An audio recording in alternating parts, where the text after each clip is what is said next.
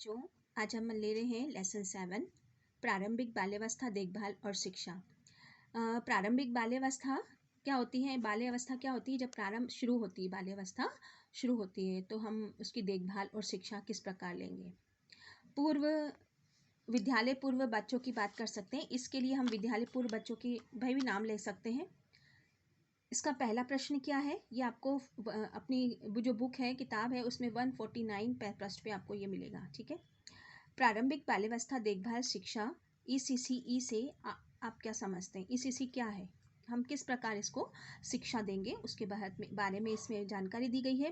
प्रारंभिक बाल्यावस्था देखभाल शिक्षा ऐसी गतिविधियां हैं जो विभिन्न स्थितियों में बाल्यावस्था को लाभ पहुंचाने और साथ ही मूलभूत कामों में माता पिता समाज की सहायता करके परिवार को लाभान्वित करती है।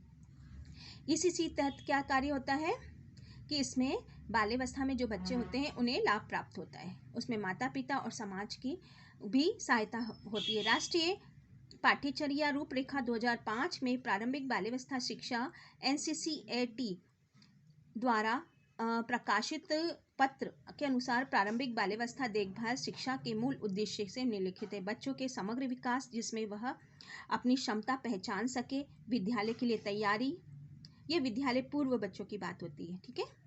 महिलाओं और बच्चों के लिए सहायकता प्रदान करती है। ECC जो तहत ये कार्य होता है। ठीक है। अभी हमने किसकी बात की है? प्रारंभिक बाल्यावस्था की देखभाल, ECCE। आपका ये भी आ सकता है। ECC का फुल नाम लिखिए आपके प्रश्न के अंतर्गत। ठीक है।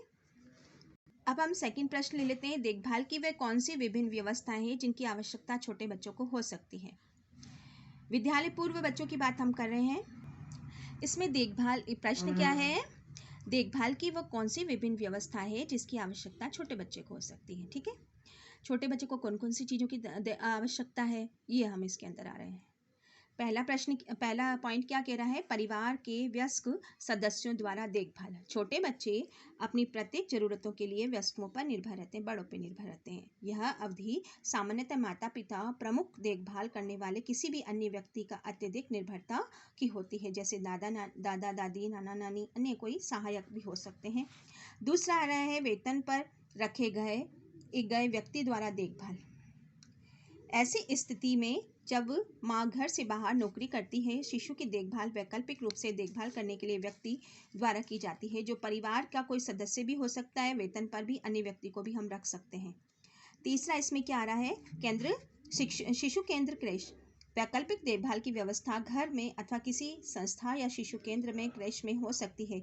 शिशु केंद्र या संस्थागत व्यवस्था है जिसे विशेष रूप से शिशुओं और छोटे बच्चों के घर की देखभाल करने वाले के अनुपस्थिति में देखभाल के लिए बनाया गया है। इस क्रेश को आप अपने घर पे भी बना सकते हो। अगर आपको बच्चों से बहुत ज़्यादा प्रेम है, उनकी देखभाल करना अच्छा लगता है, तो आप वहाँ पे ये केंद्र अपना खोल सकते हो घर के अंदर भी। ठीक है। स्वरोजगार की बात ही है। दिवस देखभाल केंद्र, डे केयर सेंटर, दिन में देखभाल करने वाले केंद्र बच्चों के विद्यालय पूर्व बच्चों की देखभाल करते हैं। इसमें शिशु और विद्यालय पूर्व बच्चे शामिल हो सकते हैं। घर के प्रमुख देखभालकर्ता की अनुपस्थिति में बच्चों की देखभाल की जाती है। नर्सरी स्कूल में है 3 से ऊपर के बच्चों की बोलते, मलमूत्र विसर्जन की गतिविधियों पर नियंत्रण हो जाता है और अपने खान पान पी लेने की क्षमता विकसित हो जाती है। इसीलिए नर्सरी स्कूल के शिक्षक बच्चों को नई चीज़ों की सीखने, प्राकृतिक घटनाओं, अनुभव के आधार पर अनेक प्रकार के शारीरिक, भाषाई, सामाजिक, भावनात्मक अनुभव, दिलचस्प और अवसर प्रदान करते हैं। अर्थात ये छोटे बच्चों को परिवार से बाहर परिवार में रहने के लिए तैयार करते हैं। नर्सरी आपने देखे होंगे, आप लोग भी पढ़े होंगे, थोड़ा याद नहीं है या थोड़ा गौर करिए दिमाग पे, आप लोग कैसे गतिविधियाँ। और आप स्कूल में जाते हैं तो आप नर्सरी छोटे बच्चों के क्लास में जाते हो तो वहाँ देखते हो बच्चे किस प्रकार गतिविधियाँ करते रहते हैं, छोटे छोटे, है ना। अब मॉन्टेसरी स्कूल, इसमें ये मारिया मॉन्टेसरी द्वारा बनाई गई थी छोटे बच्चों के लिए विशेष रूप से, और इसे मॉन्टेसरी स्कूल ही कहते हैं पहले। छोटे बच्चों के लिए कुछ विद्यालय पूर्व अक्सर मॉन्टेसरी स्कूल कहलाते हैं। ये ऐसे विद्यालय हैं जो प्रारंभिक बाल्यावस्था शिक्षा के उन सिद्धांतों पर आधारित है जिनकी रूपरेखा विश्वविख्यात शिक्षाविद मारिया मॉन्टेसरी द्वारा बनाई गई थी। आंगनबाड़ी द्वारा विद्यालय पूर्व की देखभाल। भारत सरकार ने इस आयु समूह की आवश्यकताओं के आंगनबाड़ी द्वारा विद्यालय पूर्व शिक्षा देखभाल की व्यवस्था की गई है। आंगनबाड़ियाँ समेकित बाल विकास सेवाओं के अंतर्गत कार्य करती है। यह शहरी तथा ग्रामीण दोनों प्रकार के क्षेत्रों में होती है। उसकी बात हो रही है, अब हम प्रश्न 3 पे आ रहे हैं इसी लेसन का। किन कारणों से छोटे बच्चों का विद्यालय में प्रवेश अनौपचारिक कार्यक्रम की आवश्यकता होती है? यहाँ पे हम औपचारिकता नहीं ले सकते हैं, या अनौपचारिक शिक्षा से माध्यम से, खेल खेल के माध्यम से हम बच्चों को शिक्षा देते हैं। यहाँ पे जब बच्चा चलना दौड़ना, चीज़ों को उलटना पुलटना, बोलना सीख लेता है तो परिवेश के साथ साथ सक्रिय भागीदारी करने में सक्षम हो जाता है। अपने आसपास के लोगों और चीज़ों को वो साथ परस्पर व्यवहार भी करता है। इस उम्र के बच्चे समस्त जानकारी एकत्रित करते हैं जो वह कर सकते हैं। इस उम्र के मातृभाषा में शब्द ज्ञान तेजी से बढ़ता है और उसके साथ ही बच्चे की प्राकृतिक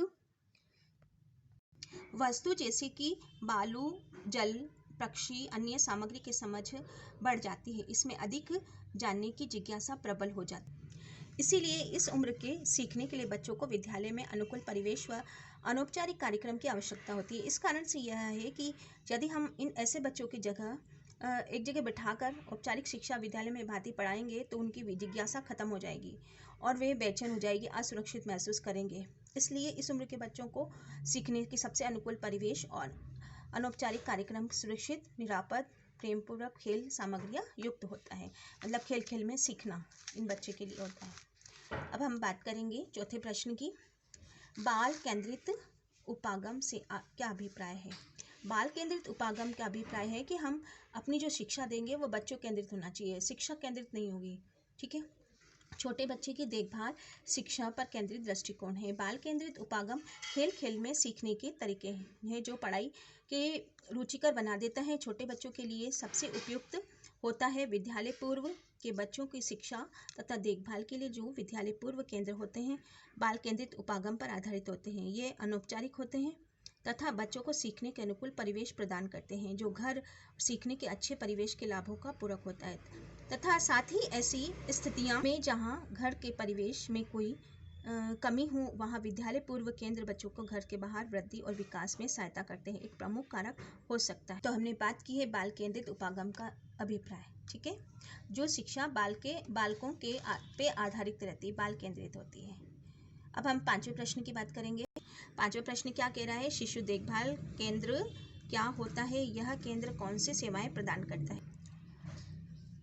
शिशु देखभाल केंद्र संस्था व्यवस्था को दिया गया है जिसमें विशेष रूप से शिशुओं के छोटे बच्चों के घर में देखभाल करने वाली अनुपस्थिति में देखभाल के लिए बनाया गया है। शिशु देखभाल केंद्र छोटे बच्चों को सीखने के लिए अनुकूल परिवेश प्रदान करता है। अनुकूल परिवेश का आशय यह है कि बच्चों के सीखने व देखभाल करने के परिवेश सुरक्षित, निरापद, प्रेमपूर्ण, विविध प्रकार से व्यक्तियों, खेल सामग्रियों, खिलौनों और प्राकृतिक चीज़ों से युक्त हो। शिशु देखभाल केंद्र अनौपचारिक होता है। ये बच्चों के अन्य वयस्कों तथा परिवेश वस्तुओं से संबंधित जानकारी बढ़ाते हैं, छोटे बच्चों को विद्यालय पढ़ने के लिए तैयार करते हैं और NCERT के प्रकाशित पत्र के अनुसार ये केंद्र निम्न सेवाएं प्रदान करते हैं। बच्चों का समग्र विकास सीखने जिससे अपनी क्षमता का पहचान सकें, बच्चों का विद्यालय में पढ़ने के लिए तैयार करना, महिलाओं और बच्चों के सहायता सेवा प्रदान करना।